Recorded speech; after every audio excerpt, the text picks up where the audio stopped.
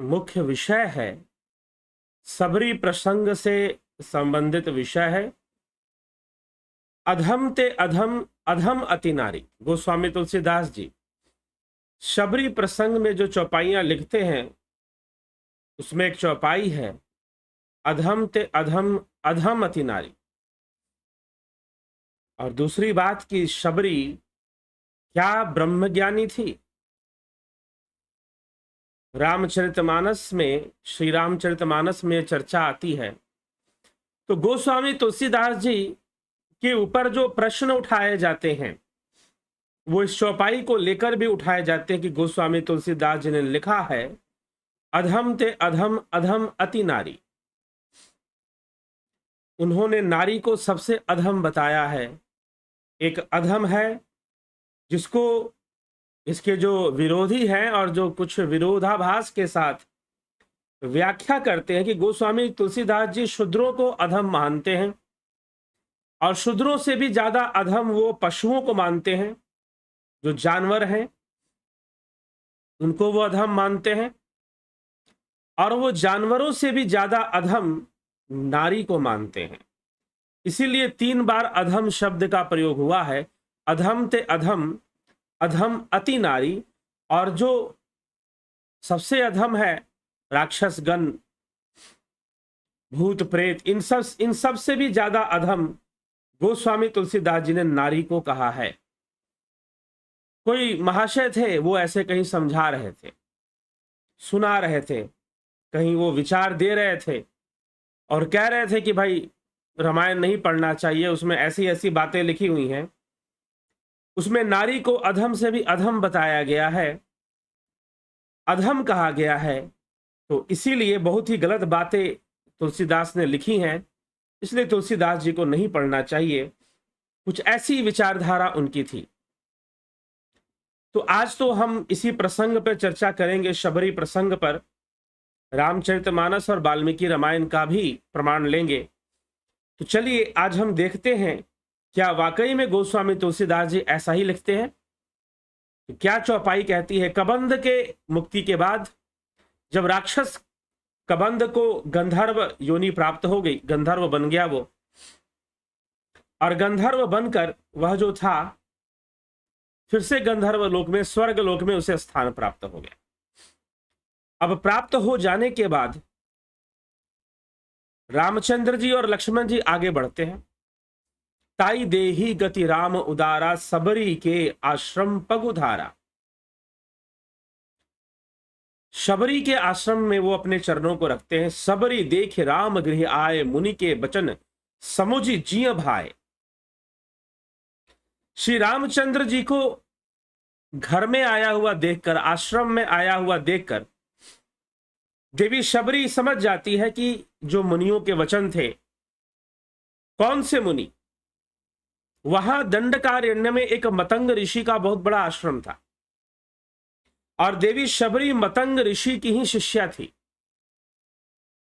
वह मतंग ऋषि की शिष्या थी, तपस्विनी थी, सिद्ध थी, ज्ञानी थी। ऐसी उपाधि रामायण में, वाल्मीकि रामायण में भी और रामचरितमानस में भी देवी शबरी को दिया गया है।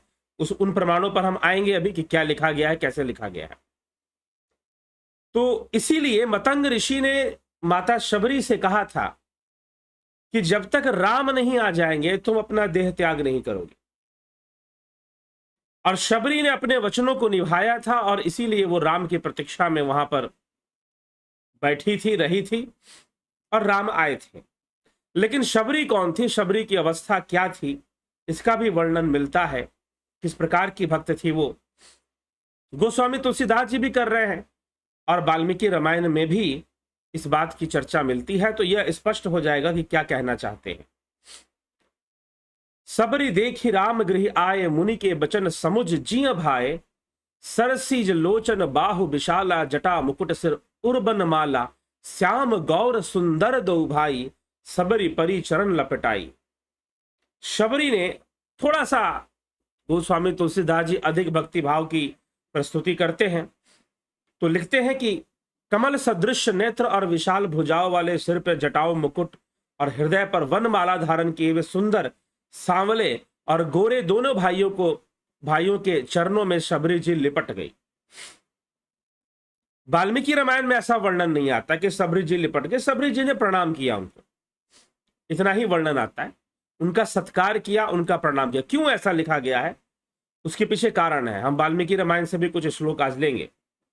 प्रेम मगन मुख बचन न आवा, पुनि पुनि पद सरोज सिर नावा, सादर जल चरण पखारे, पुनि सुंदर आसन बैठारे।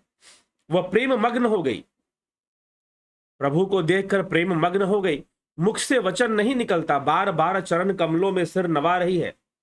फिर उन्होंने जल लेकर आदर पूर्वक दोनों भाइयों के चरण धोए और फिर उन्हें सुंदर आसन पर बिठाया। कंद मूल फल सुरस अति दिए राम कहूं आनी, प्रेम सहित प्रभु खाए बारंबार बखानी। उन्होंने अत्यंत रसीले और स्वादिष्ट कंद मूल फल लाकर श्री राम जी को दिए। प्रभु ने बार बार प्रशंसा करके उन्हें प्रेम सहित खाए। पानी जोरी आ गई भई ठाड़ी, प्रभु बिलो की प्रीति अति बाड़ी, कही विधि अस्तुति करऊं तुम्हारी, अधम जाति में जड़मति भारी।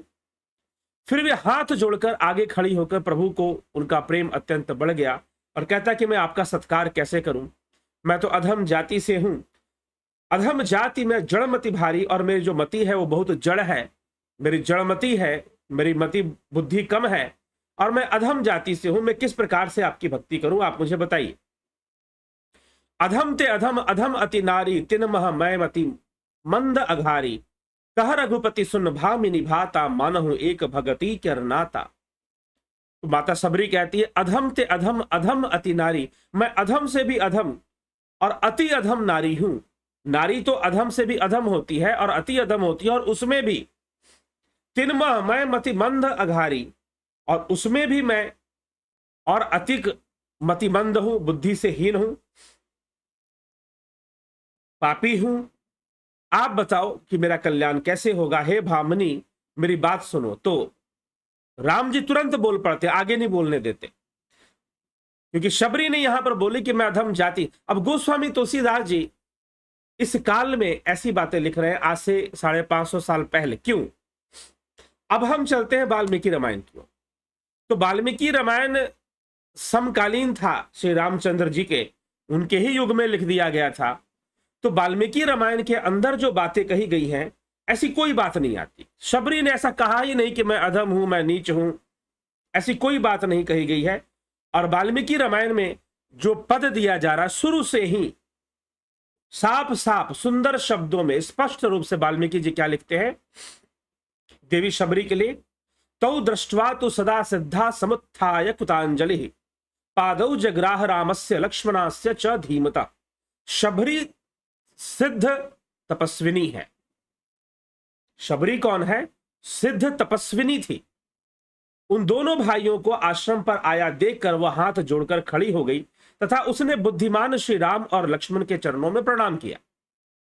शबरी कौन है? सिद्ध तपस्विनी है। ये साफ साफ वाल्मीकि जी लिख रहे हैं। फिर आगे वाल्मीकि जी शबरी जी के बारे में क्या लिखते हैं, उनकी सिद्धि के बारे में लिखते हैं।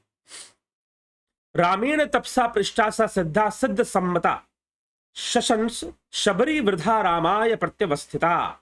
श्री रामचंद्र जी के इस प्रकार पूछने पर उस महान सिद्ध तपस्विनी ने, बूढ़ी शबरी ने, जो सिद्धों के द्वारा सम्मानित थी, अर्थात तपस्वियों ऋषि मुनियों के द्वारा उसका सम्मान हुआ था, उनके सामने खड़ी होकर बोली। तो वाल्मीकि जी माता शबरी को विशेष सम्मान देते हुए नजर आ रहे हैं और लिख रहे हैं कि शबरी जो थी वो सिद्ध तपस्विनी थी, वो सिद्ध थी। एवं मुक्त सधर्मात्मा सबरया सबरी मीदम राघव प्राह विज्ञाने ताम नित्यम बहिष्कृताम। कि शबरी विज्ञान में बहिष्कृत नहीं थी, अर्थात उसे ज्ञान विज्ञान का पूरा उसे ज्ञान था, उसे परमात्मा के तत्व का नित्य ज्ञान प्राप्त था, मतलब वो ब्रह्म ज्ञानी थी। परमात्म तत्व का नित्य ज्ञान होना, ब्रह्म ज्ञानी होना, उसके पूर्वोक्त बातें सुनकर धर्मात्मा श्री राम ने उससे कहा तपोधने। तपोधने मतलब हे सिद्ध तपस्विनी। स्वयं रामचंद्र जी शबरी को सिद्ध तपस्विनी मानते हैं। तपोधने, मैं कबंध के मुख से तुम्हारी महात्मा गुरुजनों का यथार्थ प्रभाव सुन चुका हूं। यदि तुम स्वीकार करो तो मैं उनके उस प्रभाव को प्रत्यक्ष देखना चाहता हूं। हालांकि ये प्रसंग रामचरितमानस में भी तुलसीदास जी लिखते हैं कि राम जी कहते हैं कि मैं देखना चाहता हूं। तो शबरी को सिद्ध तपस्विनी परमात्म तत्व की नित्य ज्ञानी, जिसे नित्य ही परमात्म तत्व का ज्ञान है। इस प्रकार से वाल्मीकि रामायण में लिखा गया है। लेकिन गोस्वामी तुलसीदास जी यहां पर जो शबरी, माता शबरी के, अब यहां पे प्रसंग को समझने की आवश्यकता है। यह वचन किसके हैं? गोस्वामी तुलसीदास जी के वचन नहीं है। यह माता शबरी, हाँ ठीक है, लेखक तो वही है ना, स्क्रिप्ट राइटर तो वही है, डायलॉग तो वही लिखवा रहे हैं, तुलसीदास जी ही तो। लेकिन फिर भी वो शबरी के मुखारबिंद ऐसे वचन कहलवाते हैं, अधम ते अधम, अधम अति नारी, कि नारी अधम से भी अधम होती है, और फिर मैं जो हूं तिनमह मैं मति मंद अगारी, उनमें भी मैं अति मति मंद वाली स्त्री हूं मैं, आप मेरा कल्याण करिएगा। अब ये लिखना क्यों जरूरी है? ये इसलिए गोस्वामी तुलसीदास जी लिख रहे हैं क्योंकि रामायण, वाल्मीकि रामायण जिस समय लिखी गई, उस समय महिलाओं को विशेष सम्मान, समाज के अंदर विशेष सम्मान प्राप्त था, विशेष स्वतंत्रता प्राप्त थी। वो समय था जब राजकुमारियों का स्वयंवर हुआ करता था। वो अपनी इच्छा से पति, अपना जीवन साथी, अपना पति चुनने की इच्छा रखती थी, अपने जीवन साथी को चुनने की इच्छा रखती थी। ये वो समय था, वाल्मीकि रामायण जब लिखी गई, तो इस कारण से प्रारंभ से ही वाल्मीकि जी शबरी के बारे में लिखते हैं तो वह उसकी जाति का वर्णन नहीं करते हैं कि भाई कौन सी जाति, क्या, कुछ नहीं। वो तो सिद्ध तपस्विनी थी। हाँ, टीकाकार ने, वाल्मीकि रामायण में भी टीकाकार ने लिखा है कि भाई जाति वर्ण से वो अलग होने पर भी वो परमात्मा के नित्य ज्ञान की प्राप्ति वो कर चुके थे। सिद्ध तपस्विनी साफ साफ लिखा है। लेकिन रामचरितमानस जब लिखी गई तो आज से 550 वर्ष पहले, आज से 550 वर्ष पहले जो सामाजिक स्थिति थी वो कुछ और थी। समाज में अनेकों प्रकार की कुरीतियां पनप चुकी थी। वाल्मीकि रामायण जब लिखी गई, वो जो काल था वो बहुत ही श्रेष्ठ काल था। उस समय बहुत ही सम्मान था महिलाओं का। आप जब भी सीताराम जी को देखेंगे तो सीता जी कभी अलग नहीं बैठती, राम जी के बराबर बैठती। सिया राम मैं सब जग जानी, करूं प्रणाम जोरी जुग पानी, बराबर बैठती थी। तो एक नारी का एक विशेष सम्मान था। शूर्पणखा भी स्वतंत्र थी। नारी की स्वतंत्रता को दिखाया गया है रामायण के अंदर। तो रामायण काल में जब वाल्मीकि जी हुए तो उस समय, ये वाल्मीकि रामायण आप पढ़ेंगे तो आपको स्पष्ट हो जाएगा जिस प्रकार से वाल्मीकि जी ने कथा लिखी है और नारी के चरित्र को जिस प्रकार से दिया है, वो समय कुछ और था। लेकिन ये समय, जिस समय गोस्वामी तुलसीदास जी हुए, इस समय बहुत तरह के कुरीतियां समाज में आ चुकी थी। जैसे कि जातिगत भेदभाव बहुत ज्यादा पनप चुका था, बहुत ज्यादा पनप चुका था जातिगत भेदभाव कि मैं ब्राह्मण हूं, मैं क्षत्रिय हूं, मैं वैश्य, ये शूद्र, वो इस जाति का, वो उस जाति का, ये सारी चीजें बहुत ज्यादा आ चुकी थी। दूसरा, महिलाओं का उत्पीड़न भी बढ़ा हुआ था। जब तुलसीदास जी हुए, महिलाओं का उत्पीड़न बढ़ने के पीछे मूल कारण था, जो पश्चिम से मलेच्छ आए, जो मलेच्छों का आक्रमण हमारे देश पर हुआ, तो मलेच्छों के आक्रमण से वो गौ हत्या करना, महिलाओं पर कुदृष्टि रखना, इस तरह की चीजें जो थी बहुत ज्यादा बढ़ गई थी। और इस कारण से पर्दा प्रथा भी बहुत अधिक बढ़ गया था। नहीं तो अगर आप वाल्मीकि रामायण पढ़ेंगे, महाभारत पढ़ेंगे, तो आपको बहुत अधिक पर्दा प्रथा या आपको बहुत अधिक नारी का शोषण या महिलाओं के प्रति बहुत ज्यादा प्रतिबंध, पारिवारिक सामाजिक प्रतिबंध आपको उतना नहीं दिखाई देगा। उस समय में चर्चा नहीं आपको मिलेगी। लेकिन वाल्मीकि काल में ये चीज बहुत ज्यादा बढ़ गई थी, बहुत बढ़ गई थी। और पश्चिम से जो विचारक आए, आज बहुत तरह की बातें कही जाती हैं, मैं कहना चाहूंगा इस पे आप विचार कीजिएगा, क्योंकि हमारे जो टेक्स्ट बुक्स हैं वो हमें बहुत ज्यादा गलत नॉलेज देते हैं, मिसगाइड करते हैं, हमारा ब्रेन वॉश करते हैं। जो इतिहास की किताबें आप पढ़ते हैं या पढ़ाई जाती है एनसीईआरटी और तरह तरह के जो शिक्षा के, जो हमारे पास स्कूल कॉलेज में जो औपचारिक शिक्षा है, जो फॉर्मल एजुकेशन है, उसमें ज्यादातर दिखाया जाता है कि हिंदू धर्म में नारियों का उत्पीड़न होता है, सती प्रथा होती थी और बहुत तरह का बाल विवाह होता था। इस तरह की चीजें, बहुत सारी चीजें हमें देखने में आती हैं कि दिखाया जाता है, बताया जाता है।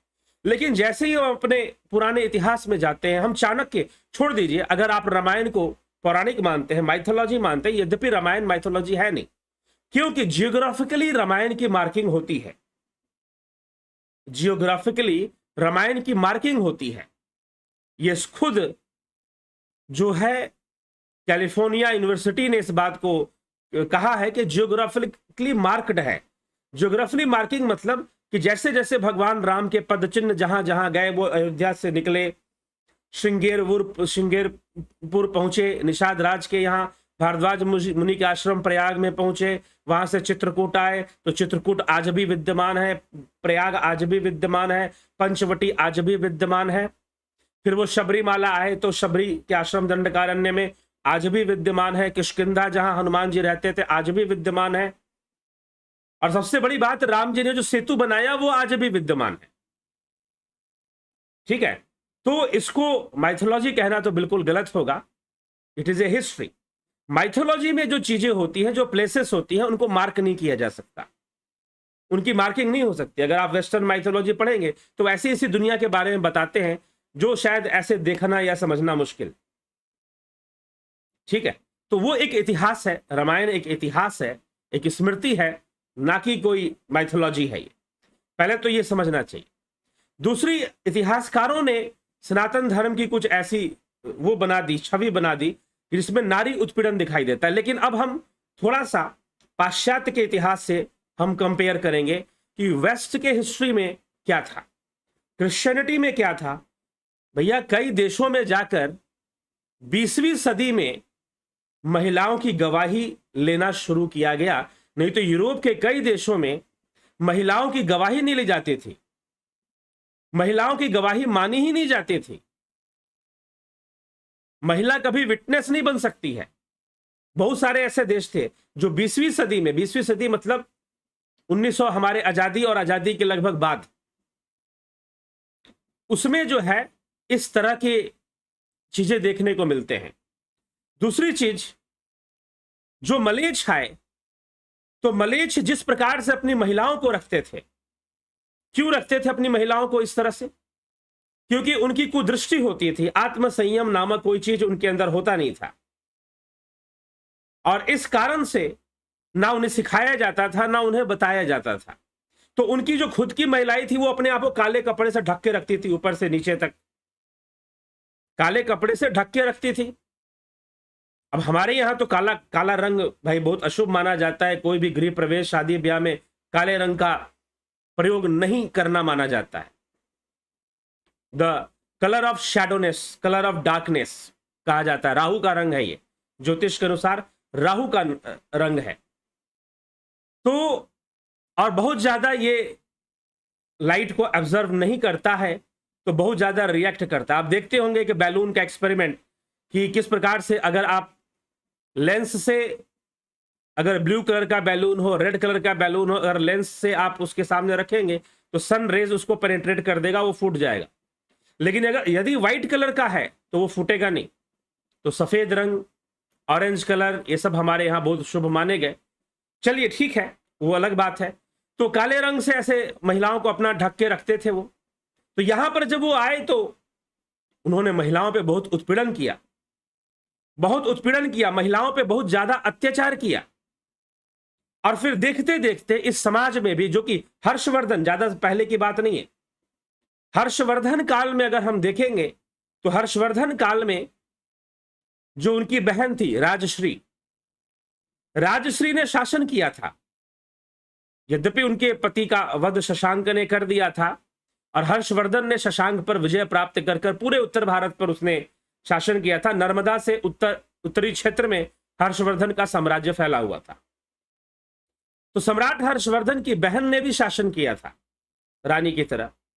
फिर उसके बाद उसके पिछले इतिहासों में हम चले जाए तो कलिंग की राजकुमारी का वर्णन आता है, कई महारानियों का वर्णन आता है। उसके बाद भी अंग्रेजों के काल में, मुगलों के काल में महारानी दुर्गावती का वर्णन आता है, रानी लक्ष्मीबाई का वर्णन आता है, जिन्होंने शासन किया था। तो यहां पर प्रथा कुछ और थी, और जो वो मलेच्छ जो बाहर से आए, उन मलेच्छों ने बहुत अत्याचार किया, विशेष करके महिलाओं पर, तो नतीजन उसका रिएक्शन क्या हुआ कि यहां पर सती प्रथा नामक कोई चीज नहीं थी। पहली बात तो यह समझ लीजिए, सती प्रथा नामक कोई चीज थी ही नहीं। ये तो मोहन राय करके एक व्यक्ति था, जिसके साथ अंग्रेजों ने दो नाम और जोड़ दिए, राजा राम। मोहन राय करके एक व्यक्ति था, बंगाली, पढ़ा लिखा था थोड़ा। वो पढ़ाई लिखाई करने पटना आया और पटना में आकर उसने अपना धर्म परिवर्तन कर लिया, उसने इस्लाम कबूल कर लिया था। क्योंकि उस समय ये जो पटना शहर था शिक्षा केंद्र था, तो वो वहां पर आया और उसने आकर, इसका पूरा प्रमाण है, पीछे भी मैं वीडियो बना चुका हूं इस पर, सती प्रथा के सत्य के ऊपर और मोहन राय के सत्य के ऊपर। तो मोहन राय को अंग्रेजों ने दो नाम और जोड़ दिया कि भाई मोहन राय अच्छा नहीं लग रहा, नाम ऐसा होना चाहिए कि नाम सुनते ही लोग इसकी बातों पर विश्वास करें, तो नाम कर दिया राजा राम मोहन राय। और इस तरह से राजा राम मोहन राय और कुछ और टैगोर टाइटल वाले कुछ लोगों को अंग्रेजों ने अपने पपेट बनाए, अपनी कठपुतली बनाए। तो राजा राम मोहन राय, जिन्होंने पटना में आकर इस्लाम कबूल कर लिया था, और वहां से उनकी जो पहली जो किताब उसने लिखी थी, मोहन राय ने, उसने पहली किताब लिखी थी आपके उर्दू भाषा में लिखी थी, उसका नाम भी मैंने बताया है पीछे और प्रूफ के साथ बताया है। It is mentioned in the IGNOU text book,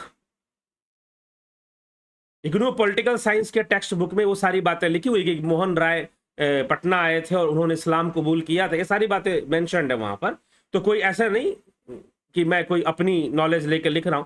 तो मोहन राय के साथ राजा राम जोड़कर उसे राजा राम मोहन राय बना दिया गया, और वो बन गया नारियों का उद्धारक, सती प्रथा को खत्म करने वाला। और एक अंग्रेज अफसर था, अंग्रेज ऑफिसर था, जो कि एक नारी को सती होते देखते रोने लग जाता है, और वो ये आंदोलन शुरू करवाता है।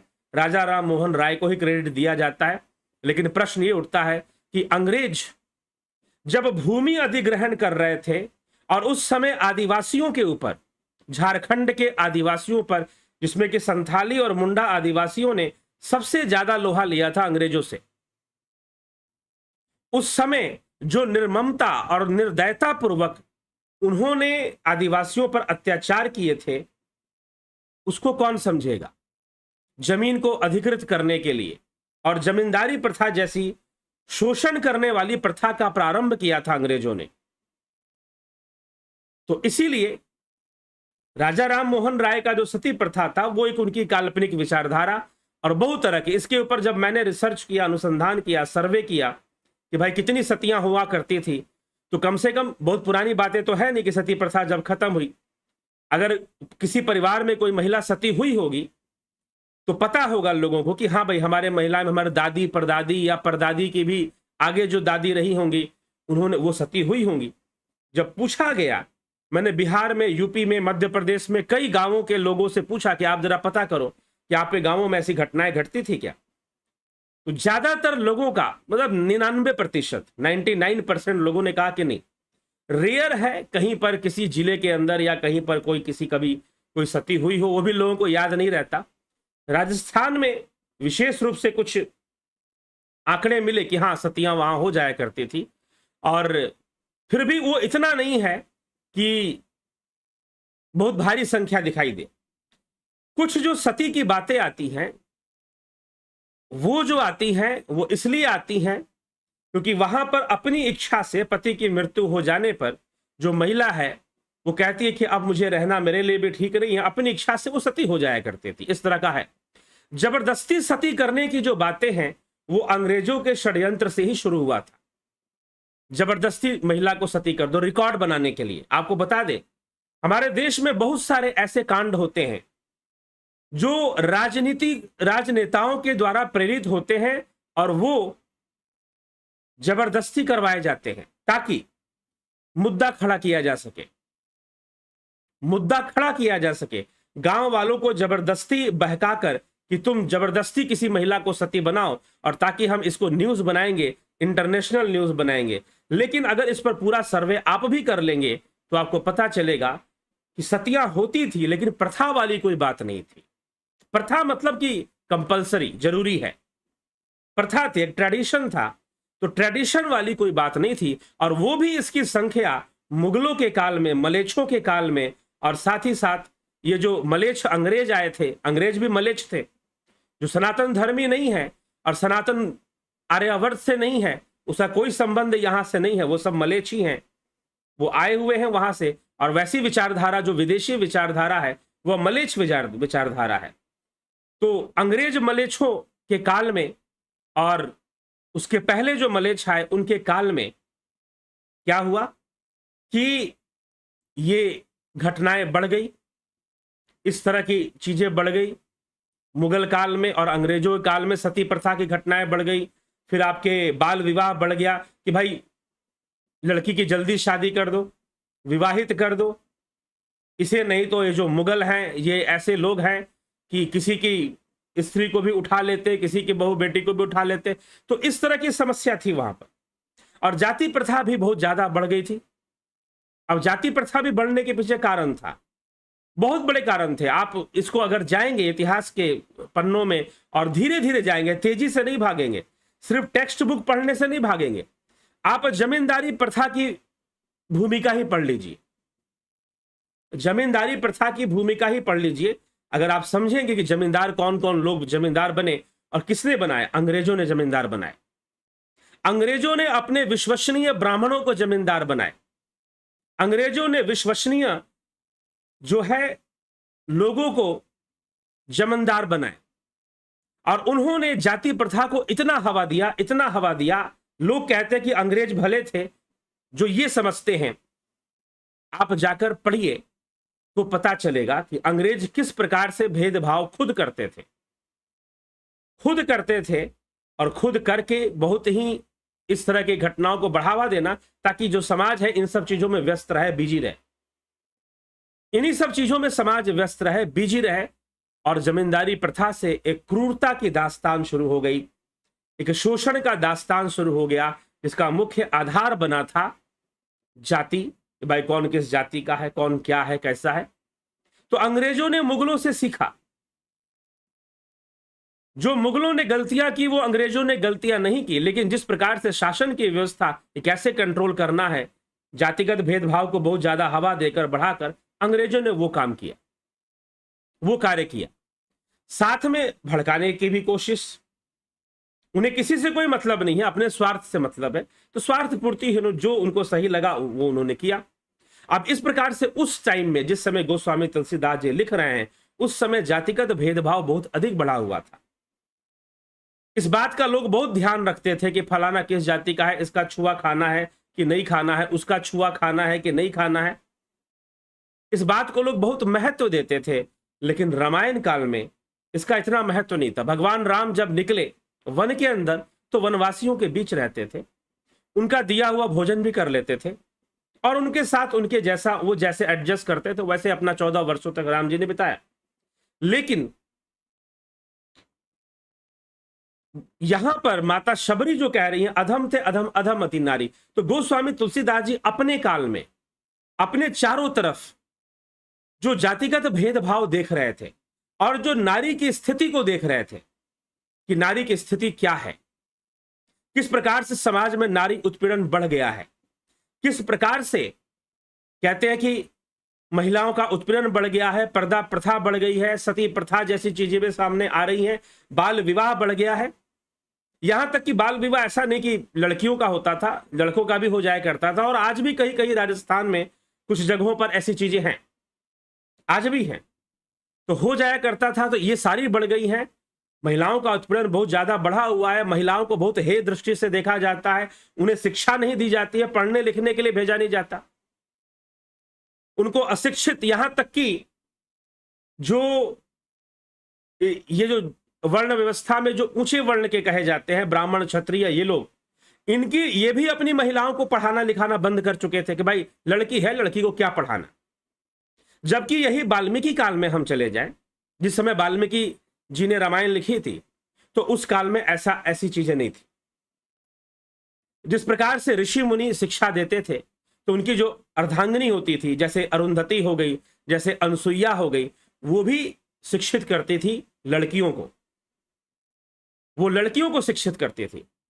तो वो उस समय की व्यवस्था थोड़ी अलग, और इस समय बाहर से विदेशी आक्रमण और उनकी बिगाड़ी उनकी जो संस्कार थे, वो संस्कार भी यहां पे आ गए, और उस संस्कार के कारण उन्होंने जो किया, उसके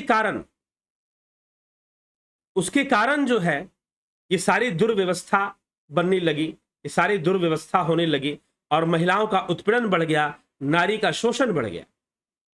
तो महिलाओं का उत्पीड़न और नारी का शोषण बढ़ जाने से यहां पर गोस्वामी तुलसीदास जी नारी की स्थिति को अपने काल में बता रहे हैं कि महिलाओं की कैसी स्थिति है, अधम ते अधम, अधम अति नारी। तो ये चीज पश्चिम से आ रही थी। अगर पश्चिम का इतिहास देखें हम, आपको टीवी में आपने देखा है कि भाई पश्चिम की जो महिलाएं हैं, जो अमेरिकन महिलाएं हैं, कितना ओपन रहती हैं, पढ़ी लिखी होती हैं, ओपन रहती हैं। आप कंपेयर करना शुरू कर देते हो। लेकिन इतिहास में जरा जाओ, अमेरिका छोड़ो, क्योंकि अमेरिका का विकास तो यूरोप से हुआ है, यूरोप से हुआ है। यूरोप में आ जाओ, यूरोप के कई देशों में 20वीं सदी तक महिलाओं की गवाही नहीं ली जाती थी। यूरोप के कई देशों में महिलाओं को शिक्षा के योग्य नहीं माना जाता था कि इनको पढ़ना लिखना जरूरी नहीं है, ठीक है। इसलिए जो फेमिनिस्ट मूवमेंट स्टार्ट हुआ वो यूरोप से ही शुरू हुआ था, और वो रेनेसे नव जागरण के साथ शुरू हुआ था। 19वीं सदी में, 18वीं 19वीं सदी में ये सब जो क्रांतियां यूरोप के अंदर आई थी, उद्योग क्रांति आई थी, कई विचारक क्रांति आई थी, कार्ल मार्क्स की विचारधारा का विकास हुआ था। तो ये जितनी भी क्रांतियां आई वो यूरोप में उस समय आई थी, और वो इन्हीं सब चीजों से तो महिलाओं को बहुत हे समझा जाता था। यहां तक कि कई ऐसे इस पे फिल्में भी बन चुकी हैं, जिसका एक दा विंची कोड करके एक उपन्यास है, उसमें भी बताया गया है कि एक बार एक समाज था जो ये मानता था कि ईसा जो था, उनका जो मसीहा, ईसाइयों का मसीहा जो ईसा था, जीसस क्राइस्ट जिसको बोलते हैं, उसको महिलाएं कहती थी कि ईसा विवाहित थे, जीसस क्राइस्ट विवाहित थे, उनका विवाह हुआ था। लेकिन क्रिश्चियन नहीं मानते थे।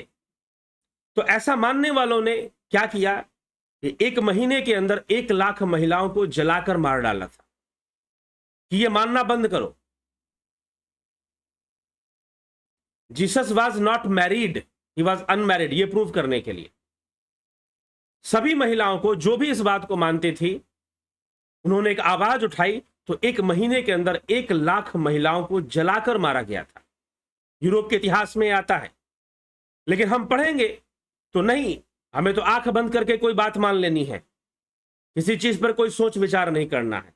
तो ये उस समय में गोस्वामी तुलसीदास जी के काल में नारियों की स्थिति बहुत हीन होने के कारण दयावश गोस्वामी तुलसीदास जी इस प्रकार से लिख रहे हैं, अधम ते अधम, अधम अति नारी। उस काल की ये मान्यता है। लेकिन वाल्मीकि रामायण में ऐसी वर्णन नहीं मिलता है। वाल्मीकि रामायण में शबरी को सिद्ध तपस्विनी कहा जा रहा है।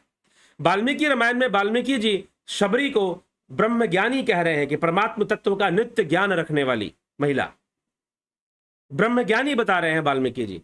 तो इस प्रकार से गोस्वामी तुलसीदास जी भी उसे पूर्ण भक्ति अपनी पूर्ण करने वाली भक्तन बता रहे हैं। लेकिन माता शबरी कहती है अधम ते अधम, अधम नारी अति नारी। तो ये महिलाओं की स्थिति को बयान कर रहे हैं। और दूसरा एक और कारण था इसके पीछे, शबरी का बचपन। कहते हैं कि देवी शबरी भील जाति की थी, और भील जाति की भीलनी थी। जब उसका विवाह हो रहा था तो उस समय देवी शबरी के पिता ने बहुत सारे पशु पक्षी खरीद ली। अगले दिन विवाह था। एक दिन पहले शबरी जब सुबह सुबह सोकर उठती है तो देखती है कि बहुत सारे पशु पक्षी इकट्ठे हो गए हैं मेरे गांव में, मेरे घर के आसपास रखे हुए हैं घेर के अंदर। बड़ी प्रसन्न होती है, सुंदर सुंदर पशु पक्षियों के साथ खेलने लग जाती है। बतख हैं, मुर्गे हैं, बकरियां हैं, भेड़ हैं, उनके साथ खूब खेलती है। लेकिन फिर शबरी के मन में प्रश्न उठता है कि इतने सारे पशु पक्षी क्यों आए हैं। तो अपने पिता से जाके पूछती है कि पिताश्री इतने सारे पशु पक्षी क्यों लाए हैं आप। तो पिता ने कहा कि पुत्री तेरा विवाह है और जो बाराती आएंगे उनका स्वागत करना है, तो इनके मांस से ही उनका स्वागत होगा। इनका मांस हम उनको परोसेंगे, उनका स्वागत करेंगे। शबरी का मन उदास हो गया। शबरी सोचने लगी कि भाई विवाह मेरा हो रहा है, खुशियां मेरे नाम पे मनाई जाएंगी, लेकिन बेचारे इन निरपराध, बेजुबान, वाणीहीन इन पशु पक्षियों की हत्या हो जाएगी, इनके प्राण चले जाएंगे, इतना रक्त बहेगा मेरे विवाह पर। नहीं, ऐसा नहीं होना चाहिए। लेकिन क्या मैं अपना विवाह रोक पाऊंगी? यह भी संभव नहीं है।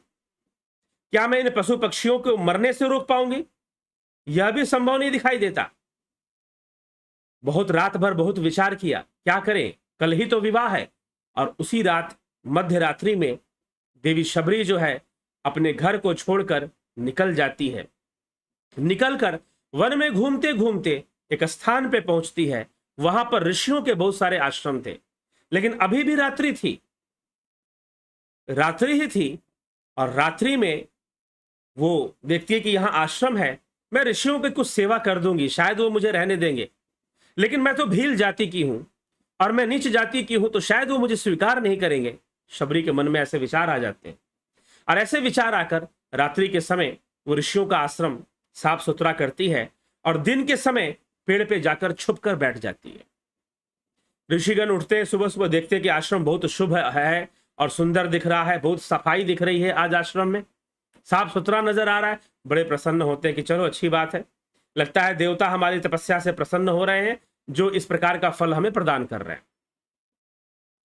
ऋषि प्रसन्न होते हैं। मतंग ऋषि उनके मुखिया थे, मतंग ऋषि ही वहां पर गुरु थे। बाकी ऋषि उनके सानिध्य में साधना तपस्या कर रहे थे, आगे बढ़ रहे थे, अध्यात्म के मार्ग पे, साधना मार्ग पे आगे बढ़ रहे थे। देवी शबरी सारा दिन पेड़ों पर ही बिता देती छुपे हुए। रात को फिर नीचे उतरती, झाड़ू करती, सफाई करती और सफाई उफाई करके फिर पेड़ पे जाके छुप जाती।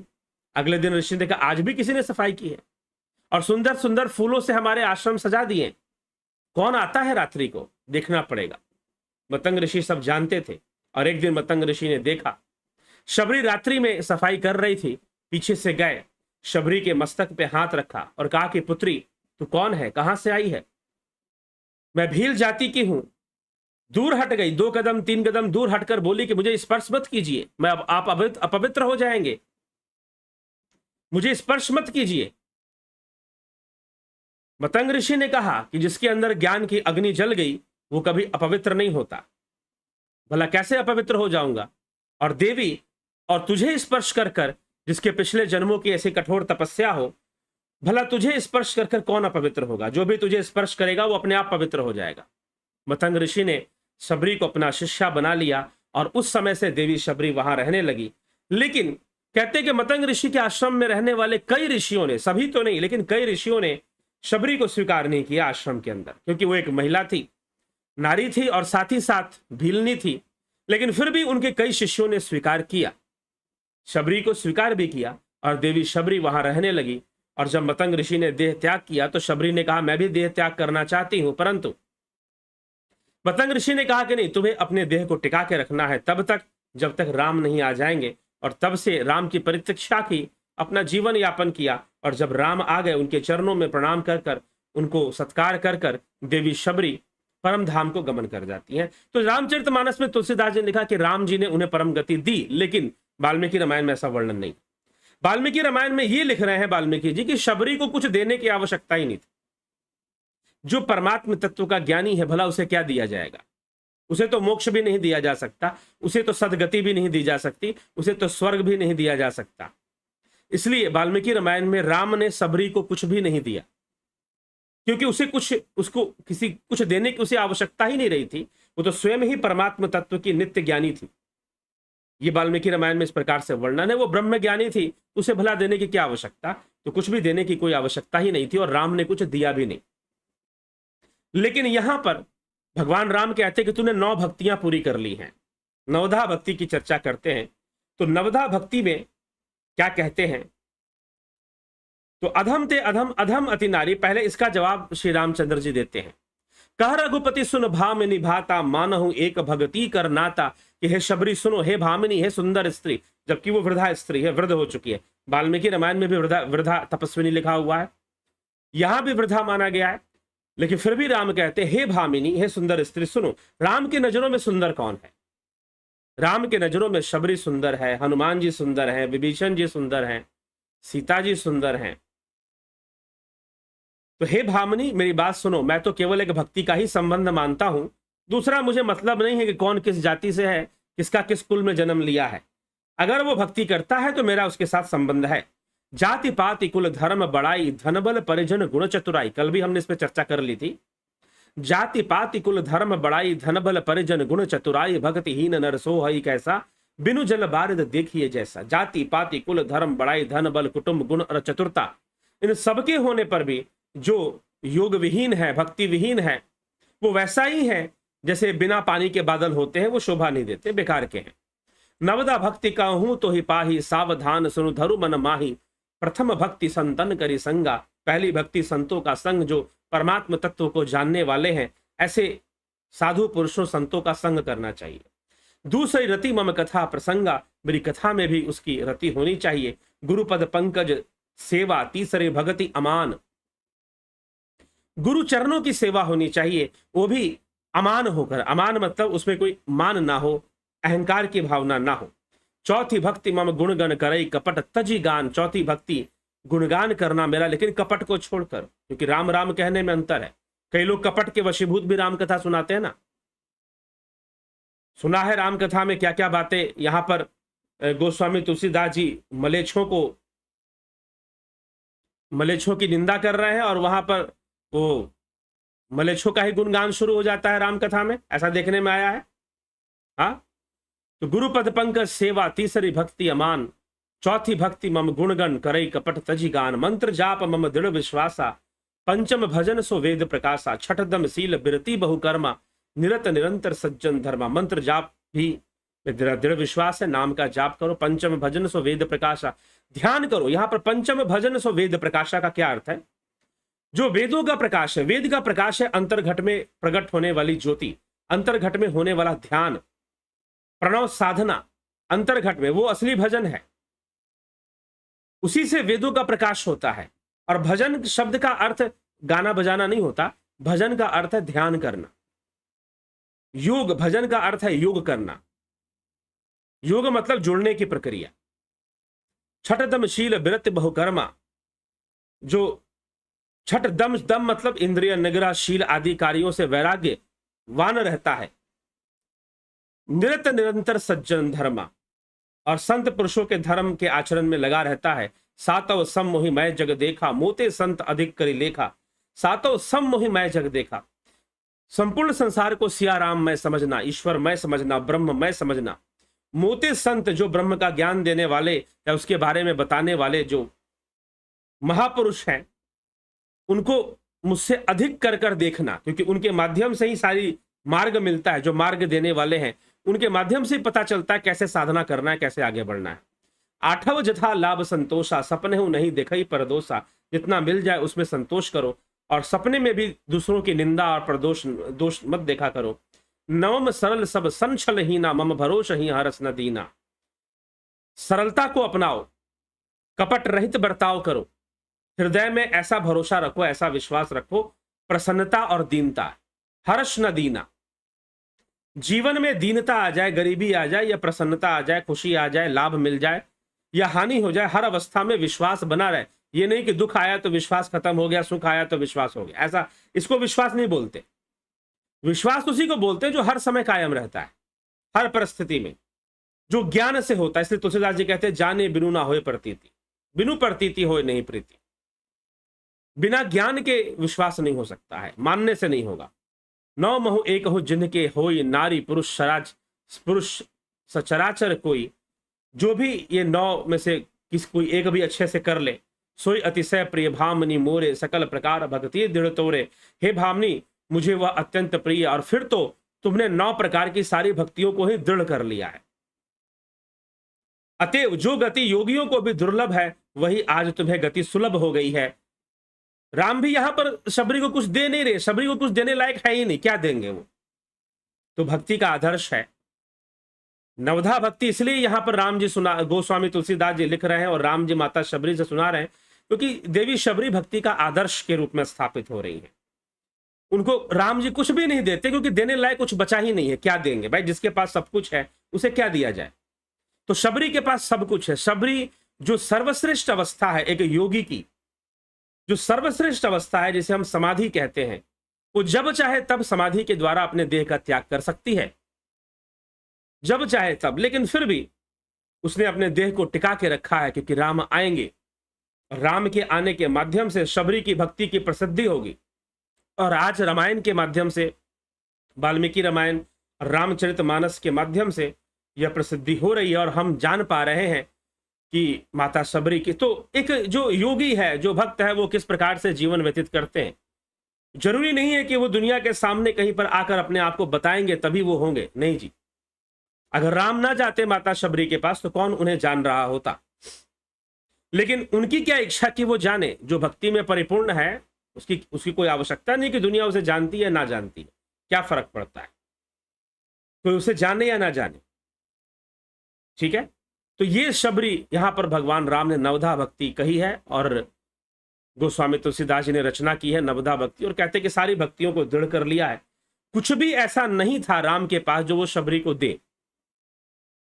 यद्यपि धन धान्य क्या देते, उसकी जो ब्रह्मज्ञानी है, जो समाधि का आनंद, जो परमानंद को भोगने वाला है, उसे तो उसकी भी आवश्यकता नहीं है। ठीक है, तो एक सिद्ध, और यहीं से वाल्मीकि रामायण वाली बात आ जाती है। रामचरितमानस में भी जो वाल्मीकि रामायण में ऋषि वाल्मीकि ने माता शबरी को लिखा कि सिद्ध तपस्विनी है, परमात्म तत्व की नित्य ज्ञानी है, ब्रह्म ज्ञानी है। तो इस तरह की बात वाल्मीकि जी ने लिखी है, और इसी तरह की बात गोस्वामी तुलसीदास जी भी अंत में कहते हैं कि 9 प्रकार की सारी भक्तियों को शबरी ने सिद्ध कर लिया है। तो वो तुम्हारी गति जो योगियों को भी दुर्लभ गति है, वो तुम्हें प्राप्त होगी। इसमें राम जी उसे कोई सदगति देंगे, कोई ऐसी कोई बात नहीं है। ये वर्णन आ जाता है। तो नवधा भक्ति की महिमा और देवी शबरी की महिमा। तो सबसे बड़ी बात ये विचार निकाल देना चाहिए, जब शबरी भीलनी जाति की होकर, नारी होकर, मतंग ऋषि के आश्रम में रहकर इतनी उच्च अवस्था को प्राप्त कर सकती है, तो दिमाग से हमेशा के लिए निकाल दो कि कोई स्त्री नहीं कर सकती है। निकाल दो। कई लोग आ जाते हैं मुझसे प्रश्न पूछने के, नहीं स्त्रियों के लिए तपस्या मना है, ओंकार का जप मना है, ये मना है, वो मना है, ऐसी मना है। कहीं कुछ मना नहीं है। अगर देवी शबरी कर सकती है, भीलनी होकर कर सकती है, ब्रह्मज्ञानी हो सकती है और सिद्ध हो सकती है, तो कभी दिमाग में किसी स्त्री को नहीं लाना चाहिए कि तो मैं तो स्त्री हूं, मुझे सिद्धि कहां से मिलेगी। ऐसा कुछ भी नहीं है। वाल्मीकि रामायण में कई श्लोकों में वाल्मीकि जी माता शबरी को सिद्ध तपस्विनी लिखते हैं, तो परमात्म तत्व का ज्ञानी लिखते हैं, वाल्मीकि जी ने लिखा है। तो 2 रामायणों से मैं ये प्रमाण दे रहा हूं। इसीलिए किसी भी महिला को, किसी भी स्त्री को अपने मन में कहीं पर भी ये विचार नहीं लाना चाहिए कि मैं तो स्त्री हूं, तो शायद मेरे लिए ब्रह्म ज्ञान नहीं है, मुझे साधना नहीं करनी चाहिए, मुझे तपस्या नहीं करनी चाहिए, या मुझे योग के मार्ग पर नहीं चलना चाहिए। जरा सा भी ऐसा सोच नहीं लाना चाहिए। और यदि आपको कोई कहता है वाल्मीकि रामायण खोल के दिखा दो, माता शबरी का प्रसंग सुना दो, शबरी प्रसंग सुना दो। यदि आपको कोई कहता है कि आप तो भाई नीच जाति के हो, तुम साधना कैसे करोगे, तुम्हें नहीं करना चाहिए, तो आप शबरी प्रसंग भी उन्हें भी सुना सकते हो। वाल्मीकि रामायण खोलकर आप उसके प्रमाण ले सकते हो, दिखा सकते हो कि देखो क्या लिखा हुआ है वाल्मीकि जी ने यहाँ पर। जब शबरी कर सकती है तो क्यों नहीं कर सकते हैं आप। तो इसीलिए ऐसी कोई बात नहीं है, करना चाहिए, प्रयास सबको ही करना चाहिए अध्यात्म के मार्ग पर आगे बढ़ने के लिए। कोई आगे बढ़ जाता है जल्दी, कोई कम, ये तो अपने अपने संस्कारों से है, प्रारब्ध से है। शबरी अपना प्रारब्ध लेकर भी आई थी। कहते हैं कि पिछले जन्मों में देवी शबरी रानी थी। रानी थी तो वो कई जगह पर जाया करती थी संतों के सत्संग में, मीराबाई की तरह, लेकिन राजा उसे टोका करते थे कि मत जाया कर। तो शबरी ने यह प्रार्थना की कि मुझे अगले जन्म में किसी ऊंचे कुल में जन्म मत देना, ऐसे कुल में जन्म देना कि जहां मुझे ऐसा ज्यादा रोक टोक ना रहे, ज्यादा जिम्मेदारियां मेरे ऊपर ना रहे, ज्यादा चिंताएं मेरे ऊपर ना रहे कि मैं तो रानी हूं तो समाज के बीच में जाके कैसे बैठूंगी, लोगों के बीच में कैसे बैठूंगी, ऋषियों से ज्ञान कैसे लूंगी। क्योंकि जो लोग थोड़े स्टेटस वाले होते हैं, फेमस होते हैं, तो सोचते हैं कि हम कहां कैसे जाएं। ठीक है, तो वो तो उन्होंने कहा कि मुझे ऐसे घर में मुझे जन्म देना, ऐसे परिवार में। और तब वही रानी अपने जैसा यम यम वापि स्मरण भावम त्यस्तंते कलेवरम तम तमे वेति कौनते सदा तद्भाव भावित, जो जो जैसी भावना से देह त्यागेगा वैसे भाव को प्राप्त होगा। और देवी शबरी भील जाति में जन्म लेती हैं, भील जाति में जन्म लेती हैं। और फिर उसी के साथ तो प्रारब्ध से चलता है सब कुछ। पीछे की तपस्या अगर बहुत अच्छी है तो इस जन्म में भी सपोर्ट मिल जाएगा। अब चाहे कोई इस नारी हो चाहे नर हो, स्त्री हो चाहे पुरुष हो, तो मिल जाएगा, अब चाहे वो किसी भी जाति का। तो इस तरह से जब हम इस रामायण की इस कथा को सुनेंगे, वाल्मीकि रामायण में भी लिखा है, इसमें भी वर्णन आता है, इसी सब चीजों से हमें समझ लेना चाहिए इस शबरी प्रसंग से राम की विचारधारा क्या थी और रामायण की विचारधारा क्या है। ठीक है, तो चलिए इसी के साथ अब विराम की ओर चलते हैं और कल फिर मिलते हैं लाइव चर्चा में। ध्यान योग का कोर्स, ध्यान योग का जो कोर्स है वो 14 अप्रैल से शुरू होगा। आप ज्वाइन करना चाहते हैं, संपर्क कर इसके बारे में पता कीजिए। ठीक है, और ज्वाइन कीजिए। कैसे ज्वाइन करना है? विक्रम सिंह जी, संत कुमार भाटी जी, राजू पाल जी, रतन सिंह जी, यश सेठ जी, माधुरी कोले जी, सविता नायक जी, सरोज साहू, उषा श्रीवास्तव जी, विनोद कुमार सूद, राम निवास मीना, ज्योति दत्ता जी, लाल बहादुर सिंह जी, AK त्यागी जी, मनीष जादव, राम विलास जी, बेस्ट फ्रेंड्स, बिखू कुशाड़िया, जगत नारायण, भरत छबलानी, पिंटू वासवा, उज्जवल छेत्री, पूनम सिंगला, अजीत अपराजित, बलवंत सिंह गोहिल, योगेंद्र पंडित। नवदा भक्ति पे चर्चा हो गई। अवनी प्रधान जी, विष्णु चंद्र मौर्य, रूपलाल विश्वकर्मा, रचना जी, गौरव सिंह जी, विक्रम सिंह जी, संतोष देवी जी, अनिल कुमार जी, रामविलास जी, सतीश मास्टर जी, रमेश सिंह कश्यप जी, रविशंकर चौहान जी, गंभीर शाह जी, बिमला शाह जी, गणेश पवार जी, पारजी जी, कुंवर जी, भावना शर्मा जी, भावना शर्मा, अफंता प्रोडक्शन, उत्कर्ष तिवारी, भगवती यादव, बंधु दाफ, मोहन रावत, अशोक श्रीनिवास, सीताराम माली, आप सभी को बहुत बहुत अभिनंदन है, स्वागत है। जुड़े रहे, बने रहे और आगे बढ़ते रहे, साथ में आगे चलते रहे। ठीक है, चलिए इसी के साथ विराम देते हैं आज के विचारों को।